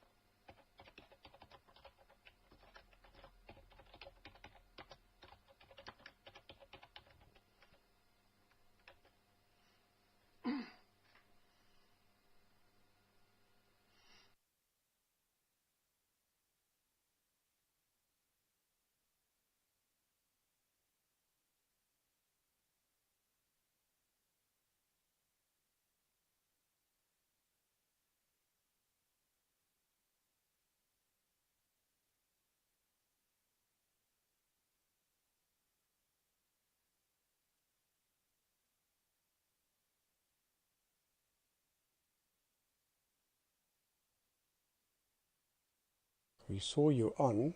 I doubled you. I thought you had gone, and then we doubled a bit. But then I saw you on. But anyway, look, let's just move this thing on. Yeah, you were the last on the list there, Mike. So I'll tell you what we do. Get yourself ready for an over. How's that? Back to you, Mike. Golf 0 Lima Juliet Foxtrot. We'll stand by for you. ZS1MM.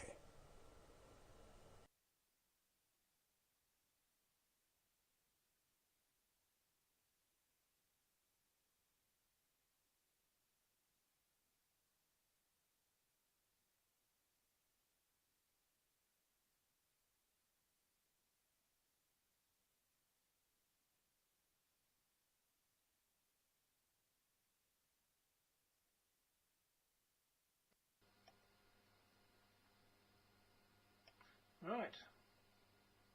Back again.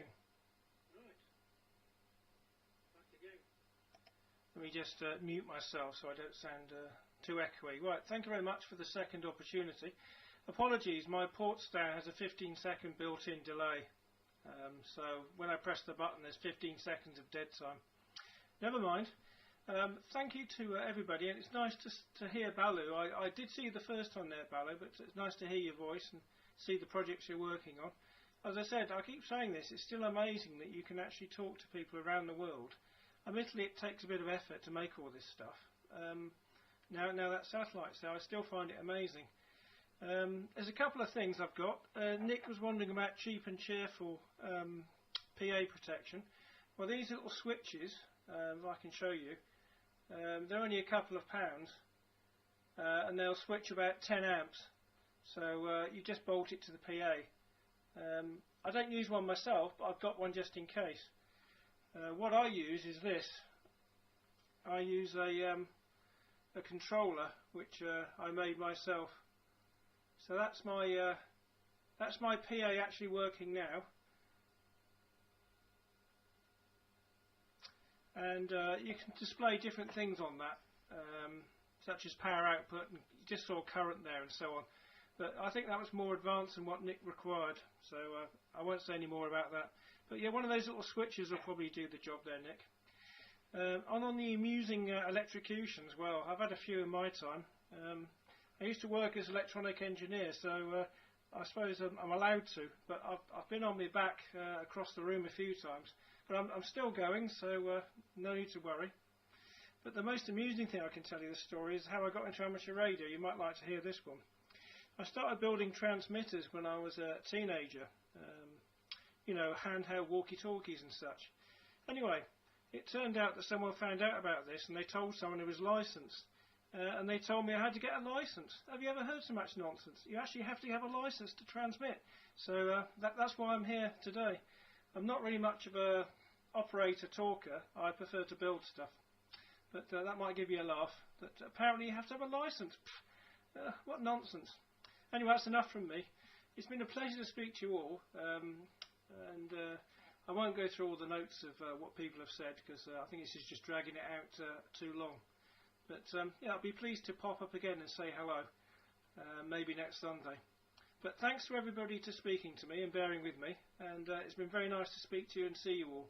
So 73's for now, and I guess I should put it back to Gary just to be on the safe side. ZS6YI, this is G0LJF.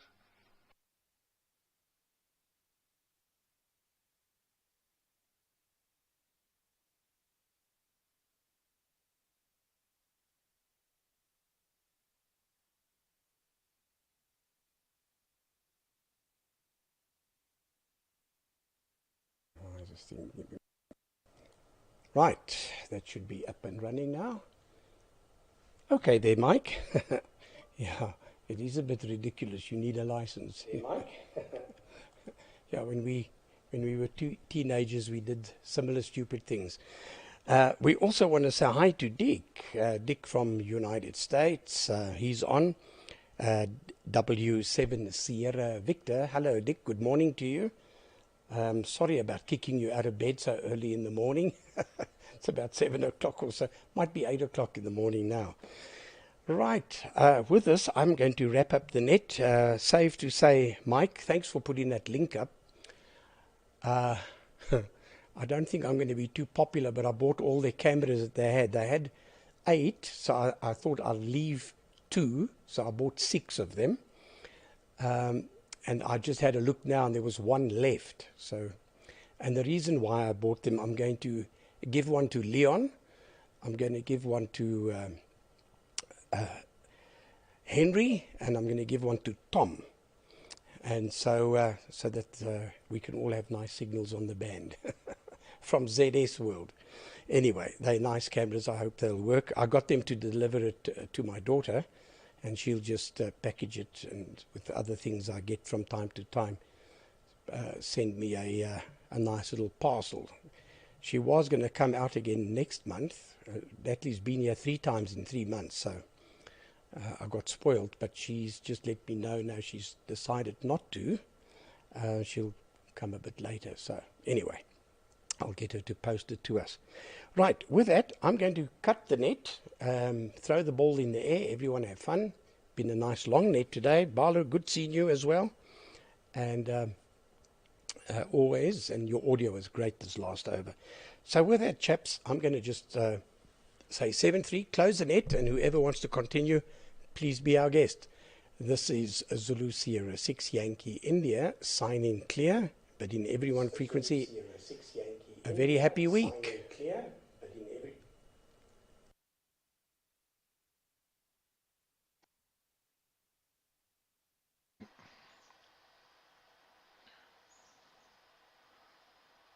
I made a big mistake, so let me correct that. Before I go out in the jungle to hunt my lunch, so I'm in Brazil, right? So I need to take my arc and my arrows and get some lunch. I forgot to say hello to Leon, Zulu Sierra 1 Mike. Nice to see you, Leon. 73, all the best. I understand that you were busy on some airfield related stuff, so hopefully next time you can come flying. Ciao, 73 to all from PY to RN.